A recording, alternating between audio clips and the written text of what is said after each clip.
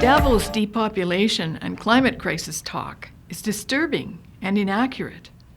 Hi, I'm Michelle Sterling for Friends of Science Society. I love life. I enjoy this beautiful world, and I think being alive is a wonderful gift.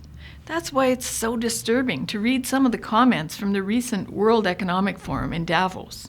The conference concluded, leaving some commentators concerned about depopulation talk from high-profile individuals like Jane Goodall, and misinterpreted IPCC SR1.5 findings by Greta Thunberg, and talk of doomsday battles by Gore. Goodall's statement shocked many people when she said, "All these environmental things we talk about wouldn't be a problem if there was the size of population that there was 500 years ago. The world's population is estimated to have been about 500 million people then, or 6.7 billion less than today." Depopulation notions stem from apocalyptic climate visions, but Roger Pielke Jr. explains in a January 2, 2020 article in Forbes that climate science has been corrupted by the influential Risky Business report of 2014. This report was funded by green billionaires and proliferated into the media and scientific domains by powerful environmental groups. Pielke Jr. says the report misattributes the proposed pathways, focusing on the most extreme scenario called the Representative Concentrated Pathway 8.5, something that is far from a business-as-usual case. Relevant to the Davos set of bankers and billionaires, Mark Carney's infamous speech to Lloyd's of London of 2015, Breaking the Tragedy of the Horizon, that also invoked the Risky Business report that Pielke Jr. says has corrupted climate science.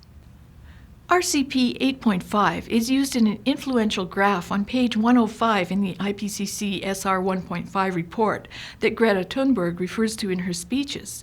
At Davos, Greta referred to a table on page 108 of the IPCC SR1.5 report for her crisis comments. But most of the scientific papers referred to in that table were published in or before 2013. And in 2013, the IPCC AR5 report in Box 9.2, Chapter 9, stated there had been a hiatus in warming since before Kyoto. That's like 15 years, despite a dramatic rise in carbon dioxide concentration from human industry and activity. Dr. Judith Curry testified to the U.S. Senate in January 16, 2014, that based on that IPCC AR5 evidence, carbon dioxide is not the control knob that can fine-tune climate. Curry noted that the science of climate change is not settled, and evidence reported by the IPCC AR5 weakens the case for human factors dominating climate change.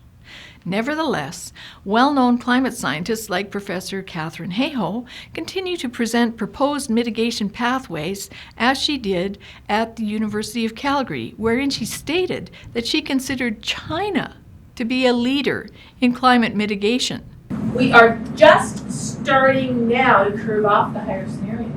If you notice here that we're almost here, we're just starting to curve off the higher scenario. When I say we, I actually mean it's mostly, get this, it's mostly due to China.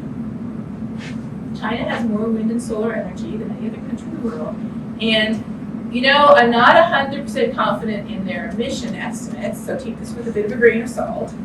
But at least what we're working with at the global level suggests that we're starting to peel off the higher scenario, but not fast enough to get down to a lower scenario or meet the Paris targets. That's absurd. A month of China's emissions equal a whole year of emissions by Canada. Hayhoe advocated for rapid decarbonization, referring to the RCP 8.5 versus a lower RCP, but a chart from the original report from Van Vuren et al. Shows that no RCP scenario is fossil fuel free, debunking the notion that net zero 2050 should even be part of public policy or that rapid decarbonization is necessary.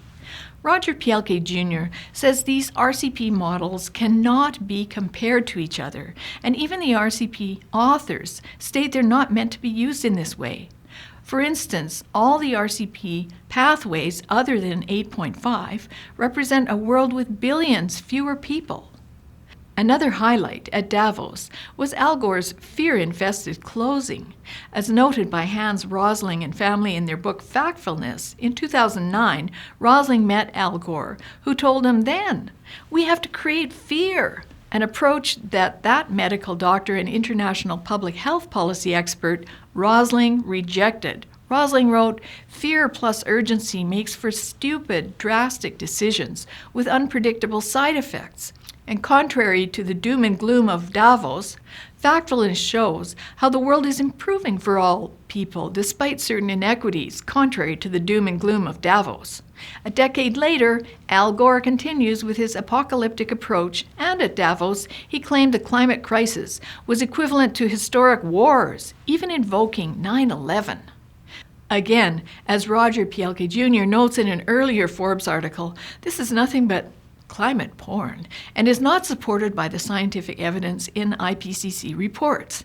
But fortunately, there is a global pushback on this damaging depopulation and doom and gloom fear-mongering. CLINTEL, the climate intelligence organization of the Netherlands, representing more than 800 global scientists, sent a letter to the World Economic Forum stating there's no climate emergency and insisting that we do have time, and pointing out the uncertainties of climate models that Greta and Al Gore use for their apocalyptic statements. A commentary has been posted on CFACT that summarizes the CLINTEL manifesto. And Friends of Science Society, we've published the CLINTEL document and videos on our blog. It is deeply disturbing that depopulation talk has become part of mainstream climate policy discussions, with even a Quebec politician suggesting that medically assisted suicide could be available to those who want to die to save the planet. We were given this gift of life in a beautiful world, one that has problems, but I believe we are up to the challenge. There's no climate emergency. So let us live with hope and joy. For Friends of Science Society, I'm Michelle Sterling.